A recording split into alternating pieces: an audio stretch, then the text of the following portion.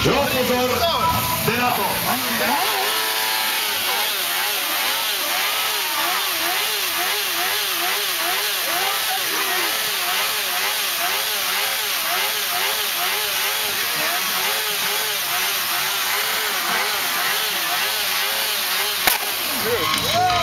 Úžasný.